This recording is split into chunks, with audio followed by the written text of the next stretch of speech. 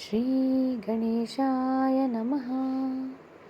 प्रणम्य शिरसा देवं गौरीपुत्रं विनायकं भक्तावासं स्मरे नित्यम् आयुक्कामार्थसिद्धये। प्रथमं वक्रतुण्डं च एकदन्तं द्वितीयकं तृतीयं कृष्णपिङ्गाक्षं गजवक्त्रं चतुर्थकं लम्बोदरं पञ्चमं च षष्ठमं विकटमेव च सप्तमं विघ्नराजेन्द्रं धूम्रवर्णं तथाष्टमं नवमं बालचन्द्रं च दशमं तु विनायकम् एकादशं गणपतिं द्वादशं तु गजाननं द्वादशैतानि नामानि त्रिसन्ध्यायां पठेन्नरा न च विघ्नं भयं तस्य सर्वसिद्धिकरे प्रभो। विद्यार्थी लभते विद्या धनार्थी लभते धनं पुत्रार्थी लभते पुत्रान् मोक्षार्थी लभते गतिं जपेत् गणपतिस्तोत्रं षड्भिर्मासैः फलं लभेत् संवत्सरणे सिद्धिं च लभते नात्र संशयः। अष्टभ्यो ब्राह्मणेभ्योश्च लिखित्वा या समर्पयेत् तस्य विद्या भवेत् सर्वा गणेशस्य प्रसादतः इति श्री नारदपुराणे संकटनाशन गणपति स्तोत्र संपूर्णम्। श्री गणेशाय नमः। प्रणम्य शिरसा देवं गौरीपुत्रं विनायकं भक्तावासं स्मरे नित्यम् आयुक्कामार्थसिद्धये। प्रथमं वक्रतुण्डं च एकदन्तं द्वितीयकं तृतीयं कृष्णपिङ्गाक्षं गजवक्त्रं चतुर्थकं लम्बोदरं पञ्चमं च षष्ठमं विकटमेव च सप्तमं विघ्नराजेन्द्रं धूम्रवर्णं तथाष्टमं नवमं बालचन्द्रं च दशमं तु विनायकम् एकादशं गणपतिं द्वादशं तु गजाननं द्वादशैतानि नामानि त्रिसन्ध्यायां पठेन्नरा न च विघ्नं भयं तस्य सर्वसिद्धिकरे प्रभो। विद्यार्थी लभते विद्या धनार्थी लभते धनं पुत्रार्थी लभते पुत्रान् मोक्षार्थी लभते गतिं जपेत् गणपतिस्तोत्रं षड्भिर्मासैः फलं लभेत् संवत्सरणे सिद्धिं च लभते नात्र संशयः। अष्टभ्यो ब्राह्मणेभ्योश्च लिखित्वा या समर्पयेत् तस्य विद्या भवेत् सर्वा गणेशस्य प्रसादतः इति श्री नारदपुराणे संकटनाशन गणपति स्तोत्र संपूर्णम्। श्री गणेशाय नमः। प्रणम्य शिरसा देवं गौरीपुत्रं विनायकं भक्तावासं स्मरे नित्यम् आयुक्कामार्थसिद्धये। प्रथमं वक्रतुण्डं च एकदन्तं द्वितीयकं तृतीयं कृष्णपिङ्गाक्षं गजवक्त्रं चतुर्थकं लम्बोदरं पञ्चमं च षष्ठमं विकटमेव च सप्तमं विघ्नराजेन्द्रं धूम्रवर्णं तथाष्टमं नवमं बालचन्द्रं च दशमं तु विनायकम् एकादशं गणपतिं द्वादशं तु गजाननं द्वादशैतानि नामानि त्रिसन्ध्यायां पठेन्नरा न च विघ्नं भयं तस्य सर्वसिद्धिकरे प्रभो। विद्यार्थी लभते विद्या धनार्थी लभते धनं पुत्रार्थी लभते पुत्रान् मोक्षार्थी लभते गतिं जपेत् गणपतिस्तोत्रं षड्भिर्मासैः फलं लभेत् संवत्सरणे सिद्धिं च लभते नात्र संशयः। अष्टभ्यो ब्राह्मणेभ्योश्च लिखित्वा या समर्पयेत् तस्य विद्या भवेत् सर्वा गणेशस्य प्रसादतः इति श्री नारदपुराणे संकटनाशन गणपति स्तोत्र संपूर्णम्। श्री गणेशाय नमः। प्रणम्य शिरसा देवं गौरीपुत्रं विनायकं भक्तावासं स्मरे नित्यम् आयुक्कामार्थसिद्धये। प्रथमं वक्रतुण्डं च एकदन्तं द्वितीयकं तृतीयं कृष्णपिङ्गाक्षं गजवक्त्रं चतुर्थकं लम्बोदरं पञ्चमं च षष्ठमं विकटमेव च सप्तमं विघ्नराजेन्द्रं धूम्रवर्णं तथाष्टमं नामं बालचन्द्रं च दशमं तु विनायकम् एकादशं गणपतिं द्वादशं तु गजाननं द्वादशैतानि नामानि त्रिसन्ध्यायां पठेन्नरा न च विघ्नं भयं तस्य सर्वसिद्धिकरे प्रभो विद्यार्थी लभते विद्या धनार्थी लभते धनं पुत्रार्थी लभते पुत्रान् मोक्षार्थी लभते गतिं जपेत् गणपतिस्तोत्रं षड्भिर्मासै फलं लभेत् संवत्सरणे सिद्धिं च लभते नात्र संशया अष्टभ्यो ब्राह्मणेभ्योश्च लिखित्वा समर्पयेत् तस्य विद्या भवेत् सर्वा गणेशस्य प्रसादतः इति श्रीनारदपुराणे सङ्कटनाशनगणपतिस्तोत्रसम्पूर्णम्। श्रीगणेशाय नमः। प्रणम्य शिरसा देवं गौरीपुत्रं विनायकं भक्तावासं स्मरे नित्यम् आयुक्कामार्थसिद्धये प्रथमं वक्रतुण्डं च एकदन्तं द्वितीयकं तृतीयं कृष्णपिङ्गाक्षं गजवक्त्रं चतुर्थकं लम्बोदरं पञ्चमं च षष्ठमं विकटमेव च सप्तमं विघ्नराजेन्द्रं धूम्रवर्णं तथाष्टमं नामं बालचन्द्रं च दशमं तु विनायकम् एकादशं गणपतिं द्वादशं तु गजाननं द्वादशैतानि नामानि त्रिसन्ध्यायां पठेन्नरा न च विघ्नं भयं तस्य सर्वसिद्धिकरे प्रभो विद्यार्थी लभते विद्या धनार्थी लभते धनं पुत्रार्थी लभते पुत्रान् मोक्षार्थी लभते गतिं जपेत् गणपतिस्तोत्रं षड्भिर्मासै फलं लभेत् संवत्सरणे सिद्धिं च लभते नात्र संशया अष्टभ्यो ब्राह्मणेभ्योश्च लिखित्वा समर्पयेत् तस्य विद्या भवेत् सर्वा गणेशस्य प्रसादतः इति श्रीनारदपुराणे सङ्कटनाशनगणपतिस्तोत्रसम्पूर्णम्। श्रीगणेशाय नमः। प्रणम्य शिरसा देवं गौरीपुत्रं विनायकं भक्तावासं स्मरे नित्यम् आयुक्कामार्थसिद्धये प्रथमं वक्रतुण्डं च एकदन्तं द्वितीयकं तृतीयं कृष्णपिङ्गाक्षं गजवक्त्रं चतुर्थकं लम्बोदरं पञ्चमं च षष्ठमं विकटमेव च सप्तमं विघ्नराजेन्द्रं धूम्रवर्णं तथाष्टमं नामं बालचन्द्रं च दशमं तु विनायकम् एकादशं गणपतिं द्वादशं तु गजाननं द्वादशैतानि नामानि त्रिसन्ध्यायां पठेन्नरा न च विघ्नं भयं तस्य सर्वसिद्धिकरे प्रभो विद्यार्थी लभते विद्या धनार्थी लभते धनं पुत्रार्थी लभते पुत्रान् मोक्षार्थी लभते गतिं जपेत् गणपतिस्तोत्रं षड्भिर्मासै फलं लभेत्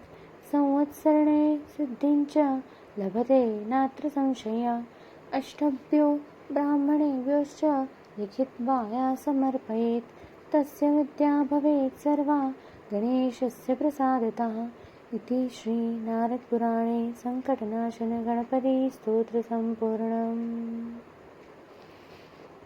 श्रीगणेशाय नमः। प्रणम्य शिरसा देवं गौरीपुत्रं विनायकं भक्तावासं स्मरे नित्यम् आयुक्कामार्थसिद्धये प्रथमं वक्रतुण्डं च एकदन्तं द्वितीयकं तृतीयं कृष्णपिङ्गाक्षं गजवक्त्रं चतुर्थकं लम्बोदरं पञ्चमं च षष्ठमं विकटमेव च सप्तमं विघ्नराजेन्द्रं धूम्रवर्णं तथाष्टमं नामं बालचन्द्रं च दशमं तु विनायकम् एकादशं गणपतिं द्वादशं तु गजाननं द्वादशैतानि नामानि त्रिसन्ध्यायां पठेन्नरा न च विघ्नं भयं तस्य सर्वसिद्धिकरे प्रभो विद्यार्थी लभते विद्या धनार्थी लभते धनं पुत्रार्थी लभते पुत्रान् मोक्षार्थी लभते गतिं जपेत् गणपतिस्तोत्रं षड्भिर्मासै फलं लभेत् संवत्सरणे सिद्धिं च लभते नात्र संशयः। अष्टभ्यो ब्राह्मणेभ्योश्च लिखित्वा या समर्पयेत् तस्य विद्या भवेत् सर्वा गणेशस्य प्रसादतः। इति श्री नारद पुराणे संकटनाशन गणपति स्तोत्र संपूर्णम्। श्री गणेशाय नमः।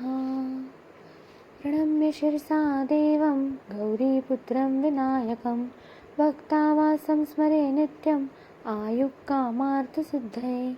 प्रथमं वक्रतुण्डं च एकदन्तं द्वितीयकं तृतीयं कृष्णपिङ्गाक्षं गजवक्त्रं चतुर्थकं लम्बोदरं पञ्चमं च षष्ठमं विकटमेव च सप्तमं विघ्नराजेन्द्रं धूम्रवर्णं तथाष्टमं नवमं बालचन्द्रं च दशमं तु विनायकम् एकादशं गणपतिं द्वादशं तु गजाननं द्वादशैतानि नामानि त्रिसन्ध्यायां पठेन्नरा न च विघ्नं भयं तस्य सर्वसिद्धिकरे प्रभो।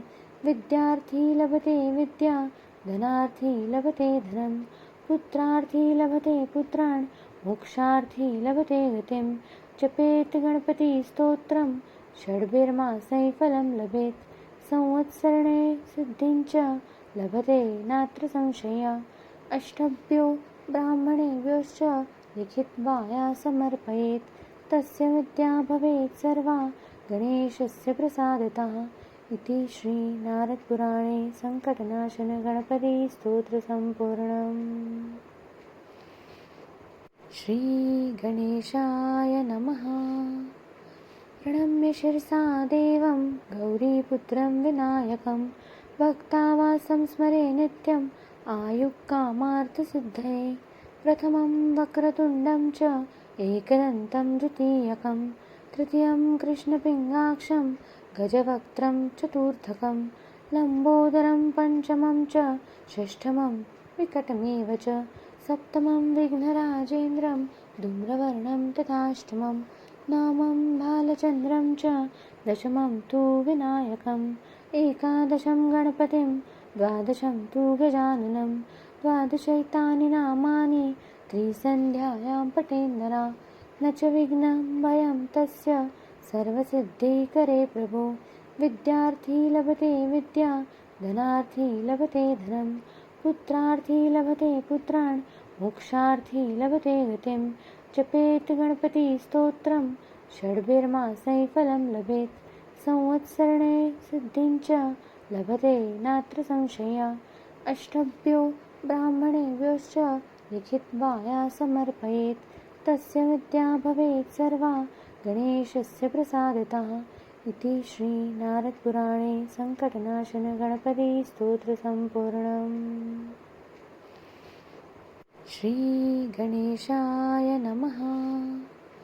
प्रणम्य शिरसा देवं गौरीपुत्रं विनायकं भक्तावासं स्मरे नित्यम् आयुक्कामार्थसिद्धये।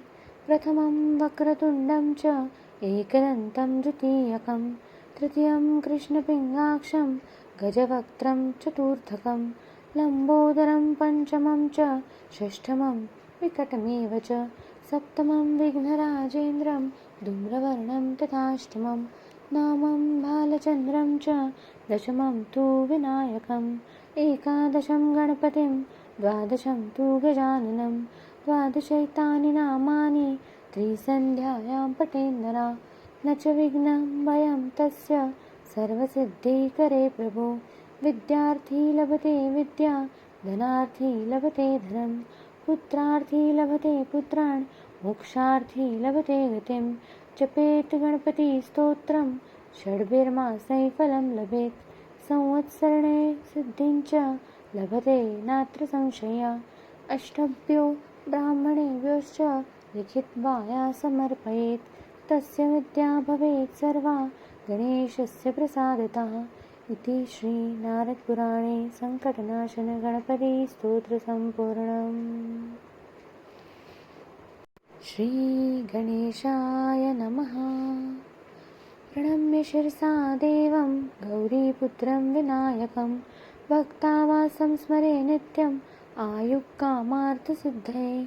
प्रथमं वक्रतुण्डं च एकदन्तं द्वितीयकं तृतीयं कृष्णपिङ्गाक्षं गजवक्त्रं चतुर्थकं लम्बोदरं पञ्चमं च षष्ठमं विकटमेव च सप्तमं विघ्नराजेन्द्रं धूम्रवर्णं तथाष्टमं नवमं भालचन्द्रं च दशमं तु विनायकम् एकादशं गणपतिं द्वादशं तु गजाननं द्वादशैतानि नामानि त्रिसन्ध्यायां पठेन्नरा न च विघ्नं भयं तस्य सर्वसिद्धिकरे प्रभो विद्यार्थी लभते विद्या धनार्थी लभते धनं पुत्रार्थी लभते पुत्रान् मोक्षार्थी लभते गतिं जपेत् गणपतिस्तोत्रं षड्भिर्मासैः फलं लभेत् संवत्सरणे सिद्धिं च लभते नात्र संशया अष्टभ्यो ब्राह्मणेभ्योश्च लिखित्वा या समर्पयेत् तस्य विद्या भवेत् सर्वा गणेशस्य प्रसादतः इति श्रीनारदपुराणे सङ्कटनाशनगणपतिस्तोत्रसम्पूर्णम्। श्रीगणेशाय नमः।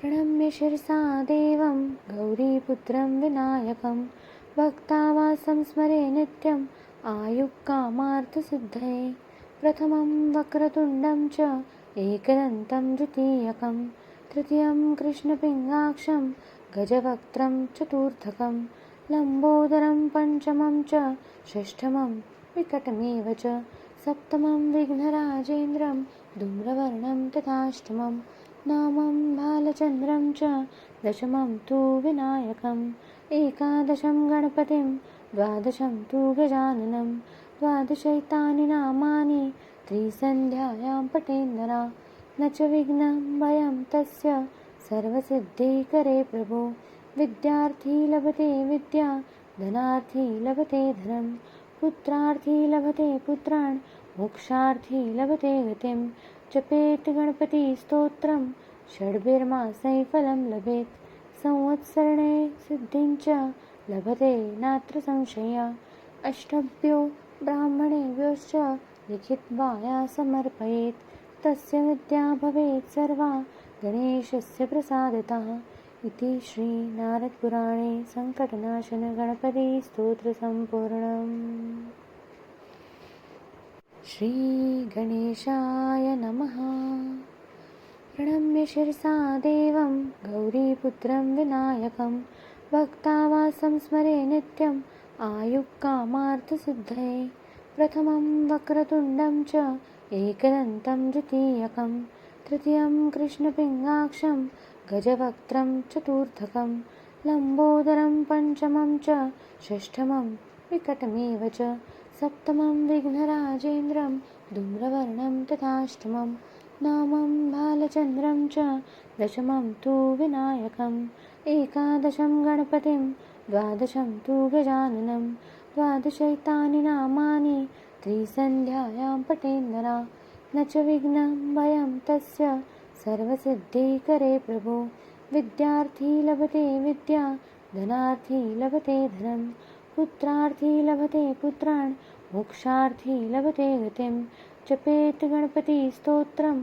षड्भिर्मासैः फलं लभेत् संवत्सरणे सिद्धिं च लभते नात्र संशया अष्टभ्यो ब्राह्मणेभ्योश्च लिखित्वा या समर्पयेत् तस्य विद्या भवेत् सर्वा गणेशस्य प्रसादतः इति श्रीनारदपुराणे सङ्कटनाशनगणपतिस्तोत्रसम्पूर्णम्। श्रीगणेशाय नमः। प्रणम्य शिरसा देवं गौरीपुत्रं विनायकं भक्तावासं स्मरे नित्यम् आयुक्कामार्थसिद्धये प्रथमं वक्रतुण्डं च एकदन्तं द्वितीयकं तृतीयं कृष्णपिङ्गाक्षं गजवक्त्रं चतुर्थकं लम्बोदरं पञ्चमं च षष्ठमं विकटमेव च सप्तमं विघ्नराजेन्द्रं धूम्रवर्णं तथाष्टमं नवमं भालचन्द्रं च दशमं तु विनायकम् एकादशं गणपतिं द्वादशं तु गजाननं द्वादशैतानि नामानि त्रिसन्ध्यायां पठेन्नरा न च विघ्नं भयं तस्य सर्वसिद्धिकरे प्रभो। विद्यार्थी लभते विद्या, धनार्थी लभते धनं, पुत्रार्थी लभते पुत्रान्, मोक्षार्थी लभते गतिं। जपेत् गणपतिस्तोत्रं, षड्भिर्मासैः फलं लभेत्। संवत्सरणे सिद्धिं च लभते नात्र संशयः। अष्टभ्यो ब्राह्मणेभ्योश्च लिखित्वा या समर्पयेत्, तस्य विद्या भवेत् सर्वा गणेशस्य प्रसादतः। इति श्री नारदपुराणे संकटनाशन गणपति स्तोत्र संपूर्णम्। श्री गणेशाय नमः। प्रणम्य शिरसा देवं गौरीपुत्रं विनायकं, भक्तावासं स्मरे नित्यम् आयुक्कामार्थसिद्धये। प्रथमं वक्रतुण्डं च एकदन्तं द्वितीयकं, तृतीयं कृष्णपिङ्गाक्षं गजवक्त्रं चतुर्थकं, लम्बोदरं पञ्चमं च षष्ठमं विकटमेव च, सप्तमं विघ्नराजेन्द्रं धूम्रवर्णं तथाष्टमं, नवमं भालचन्द्रं च दशमं तु विनायकम्, एकादशं गणपतिं द्वादशं तु गजाननं, द्वादशैतानि नामानि त्रिसन्ध्यायां पठेन्नरा, न च विघ्नं भयं तस्य सर्वसिद्धिकरे प्रभो। विद्यार्थी लभते विद्या, धनार्थी लभते धनं, पुत्रार्थी लभते पुत्रान्, मोक्षार्थी लभते गतिं। जपेत् गणपतिस्तोत्रं, षड्भिर्मासैः फलं लभेत्। संवत्सरणे सिद्धिं च लभते नात्र संशयः। अष्टभ्यो ब्राह्मणेभ्योश्च लिखित्वा या समर्पयेत्, तस्य विद्या भवेत् सर्वा गणेशस्य प्रसादतः। इति श्री नारदपुराणे संकटनाशन गणपति स्तोत्र संपूर्णम्। श्री गणेशाय नमः। प्रणम्य शिरसा देवं गौरीपुत्रं विनायकं, भक्तावासं स्मरे नित्यम् आयुक्कामार्थसिद्धये। प्रथमं वक्रतुण्डं च एकदन्तं द्वितीयकं, तृतीयं कृष्णपिङ्गाक्षं गजवक्त्रं चतुर्थकं, लम्बोदरं पञ्चमं च षष्ठमं विकटमेव च, सप्तमं विघ्नराजेन्द्रं धूम्रवर्णं तथाष्टमं, नवमं भालचन्द्रं च दशमं तु विनायकम्, एकादशं गणपतिं द्वादशं तु गजाननं, द्वादशैतानि नामानि त्रिसन्ध्यायां पठेन्नरा, न च विघ्नं भयं तस्य सर्वसिद्धिकरे प्रभो। विद्यार्थी लभते विद्या, धनार्थी लभते धनं, पुत्रार्थी लभते पुत्रान्, मोक्षार्थी लभते गतिं। जपेत् गणपतिस्तोत्रं, षड्भिर्मासैः फलं लभेत्। संवत्सरणे सिद्धिं च लभते नात्र संशयः। अष्टभ्यो ब्राह्मणेभ्योश्च लिखित्वा या समर्पयेत्, तस्य विद्या भवेत् सर्वा गणेशस्य प्रसादतः।